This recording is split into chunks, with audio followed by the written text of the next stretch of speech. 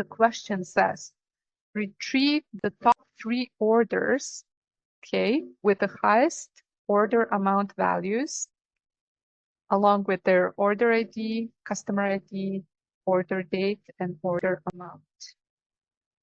Okay, and then additionally, assign a unique row number as row num to each of these orders based on the descending order of order amount values. Wow, that's a lot. Okay. Hint, use limit to restrict results to 3 rows. All right.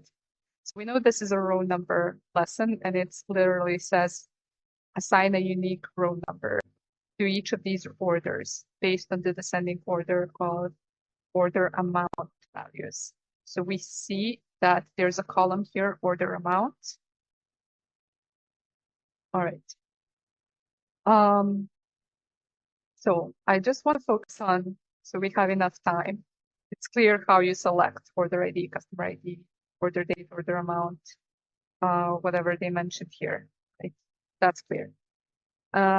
They wanted us to restrict to 3 rows. Of course, this is retrieve the top 3 orders with the highest order amount.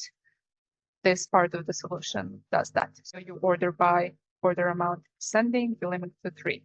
So I just want to get the basic stuff out of the way, which is everything here. So we can focus on this one part, which says, assign a unique row number to each of these orders based on the descending order of order amount values. Okay. So this is a row number function. It does what it says. It creates a new column that basically adds a row number to each row, right? It's very common for there not to be a partition if you just want to add row number 1 to n, and being however many rows there are in the table. So it's very common for there not to be a partition. I'll show you an example with a partition. But having an order by clause here is actually common for a row number function. So it tells us assign a unique row number as row num to each of these orders based on the descending order of order amount values. So that's order by order amount descending. So let's just run this and it'll be clear what's done. Oh, I wish there were more, but basically everything from here to here were existing columns. This is a computed column. So however many rows we have, that's how many row numbers would be assigned. It always starts from 1 and ends with however many, and iterates, not iterates, but it's 1, 2, 3. Basically, the sequence increases by 1 for every row. That's a row number. Very simple. Let me see if I can show you an example with a partition to show you how it differs. So what do we have in orders? Order date, order amount, customer ID. Do we have anything repeated here? Yes, we have customer ID. Okay.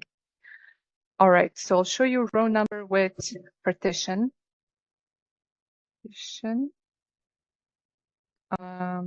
By customer ID.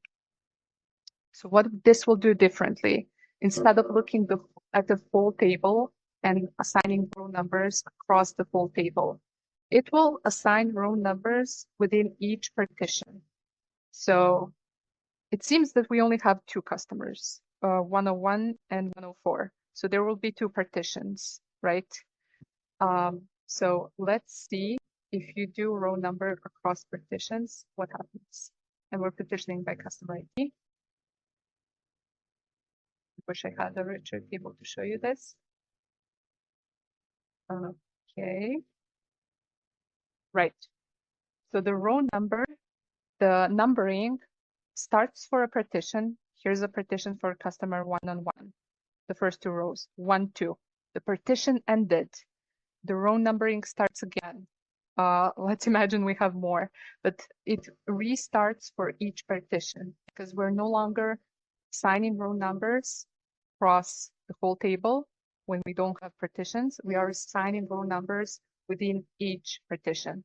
This is not related to the solution. This is just me showing you how it differs if you have partition versus if you don't, meaning the full table is the partition. Do you have questions now about either how row number works, how ordering in this context works, or how partitioning works? So I'll just pause here. Just functionally, whenever I see open parentheses, just what is it doing in this case? Like, I understand everything, like, conceptually, yeah, but, like, every time, like, I see, like, open parentheses, I just, like, how to remember how to write that. Like, what is that doing to the table? Do you mean this? Yes. Okay, so that just denotes that this is a function that doesn't take arguments or doesn't have to take arguments. In this case, it doesn't take arguments. So all functions have like a name and then parentheses. Usually in the parentheses, you can put some arguments which influence how the function is computed, or you don't, right? As I showed you in the previous lesson, like if you put average, and then for average, you have to put there an argument, like what average are you calculating, average salary, over, and then over can be empty, and that just means you haven't defined a partition, and therefore the whole table is partition. So row number, it doesn't take any arguments on its own. The arguments that matter are what you put in the over part.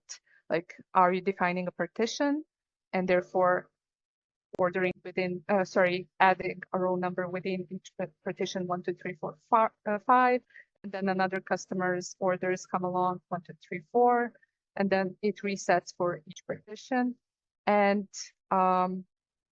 yeah, that's all there is. So this is just how many programming languages syntax works. So, or function and parentheses for potential parameters, arguments to be used inside or not if they don't have it, like the row number one.